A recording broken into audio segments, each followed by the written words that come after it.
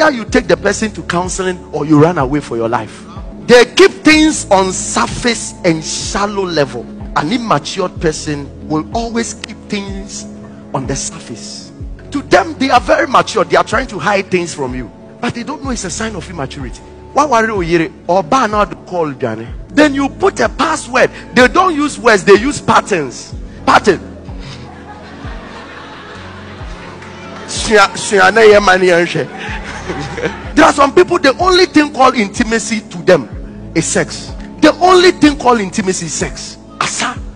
But you don't know. Discussing your business with your wife is intimacy. Discussing the day's events is intimacy. There are some of you, your friends know more about you than your partner. Come on, we are cry the day you die.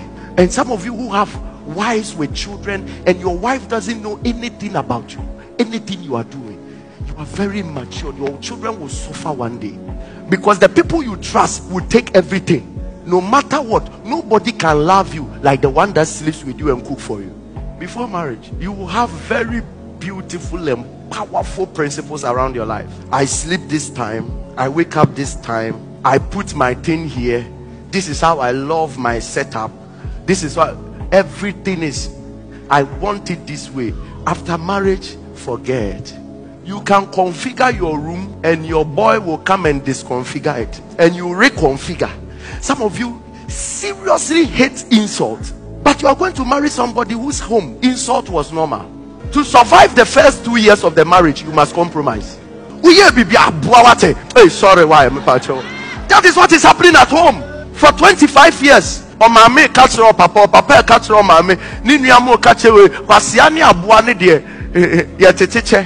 You marry such a person who for 2 years and son won't say I'm not saying it's a good thing, but because of that you cannot stand on that and say I'm divorcing. You rather have to compromise for a while. So a very matured man will compromise until the wife begins to learn how to do it the way you want it. One of the difficult things that happens before we marry is the transition from a boyish mentality to a mannish mentality. Some people marry with still thinking that they are boys. That transition is the most important thing. And we have people who have been married for 5 years still thinking they are small boys. And there are ladies who like that. Me small girl, me worry 3 years. The mind is telling the person that you are small, you are young. Because of that, the person just misbehaves because he's young.